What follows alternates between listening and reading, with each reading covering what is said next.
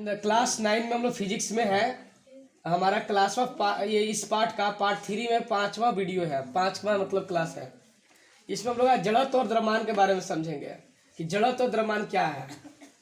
जड़त्व और द्रव्यमान मतलब जड़त्व का मतलब मैंने पिछले क्लास में बता दिया था कि जड़त्व क्या है। जड़त्व गुण है जिसके कारण कोई वस्तु विराम में है रहता है तो विराम में ही रहना चाहता है, और अगर एक समान गति से चल रहा है तो एक समान गति में ही चलना चाहता है। बताया कि नहीं बताया है? विराम के दो मैंने बताया जड़त्व के दो प्रकार है, एक विराम का जड़त्व है, एक गति का जड़त्व। जब कोई वस्तु विराम में है तो विराम में ही रहना चाहता है, वो गति का विरोध करेगा, और अगर गति में है तो गति में ही रहना चाहता है एक समान, वो विराम का विरोध करेगा। उसको हम इस गुण को हम जड़त्व का गुण कहते हैं, जड़त्व है, इनर्शिया इसको अंग्रेजी में बोलते हैं। तो आज हम लोग जड़त्व और द्रव्यमान के बीच में रिलेशनशिप समझेंगे कि जड़त्व का द्रव्यमान से कैसे रिलेशन है। तो बात यह है कि अगर कोई वस्तु अगर है, मान ली कि अगर वो चल रहा है, अब उसको रोकना है, या रुक गया है अब उसको चलाना है, यही ना होगा जड़त्व के विरोध कर काम करने का मतलब। तो ये बात आ रही है कि अगर वस्तु चल रही है और उसको हमको रोकना है, और अगर रुका हुआ है वस्तु उसको चलाना है, तो उसमें दो बातें निर्भर करेगी, और उस वस्तु की द्रव्यमान पर भी निर्भर करेगी बात, और वेग पर भी निर्भर करेगी। अगर वस्तु मान ले हल्की होगी तो अगर आप उसको धक्का देंगे, एक वस्तु अगर भारी है, पूरा वजनी है, दोनों एक ही बराबर है, जैसे बक्सा का उदाहरण ले लेते कि एक बराबर आकार का बक्सा है, एक बक्सा में पूरा सामान भरा हुआ है, एक खाली है। अब आप दोनों पर बल लगा रहे हैं, अगर मान ली बराबर बल लगा रहे हैं तो जाहिर सी बात है कि जो वजनी बक्सा है वो थोड़ा कम घसकेगा, और हाँ कम दूरी तक घसकेगा, मतलब उसको ज़्यादा बल लगाना पड़ेगा, और हल्का वाला को आप घसकाइएगा तो ज़्यादा दूर चल जाएगा। इसका मतलब यह हुआ कि कहीं न कहीं हमको उसको में परिवर्तन लाने के लिए उसमें द्रव्यमान का बात करना पड़ेगा, बिना द्रव्यमान की बात किए हुए नहीं काम चलेगा। आ रहा है बात समझ? अगर मान लीजिए कि कोई चीज़ का द्रव्यमान कम है तो इसका मतलब कि उसको पूरा करना है दूसरे वाला से बराबरी, तो उसका वेग को बढ़ाना पड़ेगा। जैसे गोली कोई के मारता है आदमी, तो गोली कितना स्पीड से निकलता है, तब ना छोटा ही है वो, लेकिन उतना स्पीड से निकलता है कि वो बराबर बड़ा वाला के बराबर मार कर रहा है, समझ रहा है। तो वही बात यहाँ कह रहा है कि कोई वस्तु की गति में परिवर्तन या उसकी रुकावट हो या चलाने की बात हो, तो उसमें दो बातें जरूरी होनी चाहिए। क्या क्या? द्रव्यमान और वेग। अच्छा, जड़त्व की बात अगर हम कर ले तो जड़त्व पहले इसीलिए बताया गया, जड़त्व द्रव्यमान। तो कोई वस्तु की जो जड़त्व है वो उसका द्रव्यमान ही है। अगर द्रव्यमान कम है तो जड़त्व कम है, द्रव्यमान अधिक है तो जड़त्व अधिक है।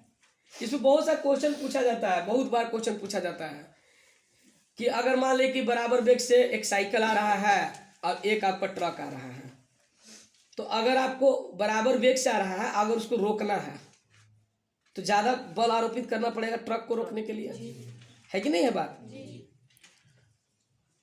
रुकेगा सब एक साथ, एक लॉजिकल क्वेश्चन है कि अगर रुकने की बात है सब एक साथ रुकेगा, लेकिन वेग जो अगर वहां पर आरोपित जो बल की बात कर रहे हैं तो वो ज्यादा जिसका द्रव्यमान है उस पर हमको ज्यादा बल लगाना पड़ता है।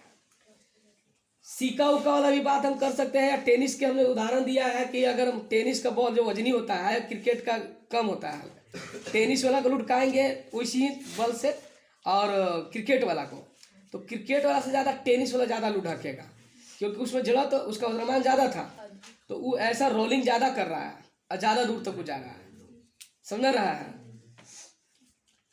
तो यहाँ लिखने की कोशिश किया कि किसी वस्तु की जड़त्व उसके द्रव्यमान पर निर्भर करता है, अर्थात यदि किसी वस्तु के द्रव्यमान अधिक हो तो जड़त्व अधिक होगा, या कम हो तो कम होगा। जैसे दो विराम में वाहन, एक ट्रक और एक छोटी कार हो, उसे गति में लाने के लिए ट्रक पर अधिक बल लगाने पड़ेंगे। या टेनिस तथा क्रिकेट की गेंद को एक जगह से लुढ़काते हैं तो टेनिस वाला अधिक दूर जाएगा, टेनिस का वजन ज्यादा होता है, समझ रहा है। यहाँ पर ज्यादा दूर जाएगा, रीजन है कि वो रोलिंग ज्यादा करेगा, उसका द्रव्यमान ज्यादा है तो रोलिंग ज्यादा करेगा। अब ये बात समझ में आ गया है, तो संवेग इसी से संबंधित है। संवेग को अंग्रेजी में मोमेंटम कहते हैं, इसको पी से व्यक्त करते हैं। तो सीधे हम यहाँ बात करेंगे, संवेग बराबर द्रव्यमान गुणे के वेग होता है, पी बराबर एम भी होता है। परिभाषा को इसी तरह से लिखा जाता है कि किसी वस्तु की विराम या गति की अवस्था में परिवर्तन लाने के लिए जो जरूरी होता है बल वो वस्तु के द्रव्यमान तथा वेग दोनों पर निर्भर करता है। अभी बताए कि द्रव्यमान और वेग दोनों पर निर्भर करेगा कि आप कितना वेग से जा रहा है और कितना उसका द्रव्यमान है। खाली एक बात करेंगे तो नहीं चलेगा काम। तो संवेग बराबर द्रव्यमान गुणा वेग, P बराबर mv। चूंकि संवेग में परिमाण और दिशा दोनों होती है अतः यह एक सदिश राशि है। संवेग का ऐसा ही मात्रक किलोग्राम मीटर प्रति सेकंड होता है। इसी से समझ जाओ एम है द्रव्यमान, तो द्रव्यमान का होता है किलोग्राम और गुना में ही रहता है। तो भी चाल का मतलब वेग का होता है मीटर प्रति सेकंड होता है, तो इसलिए किलोग्राम मीटर प्रति सेकंड, केजी मीटर प्रति सेकंड। याद करने में कोई दिक्कत नहीं है। न्यूटन का दूसरा गति के नियम हम नेक्स्ट क्लास में देख रहे हैं। समझ रहा है?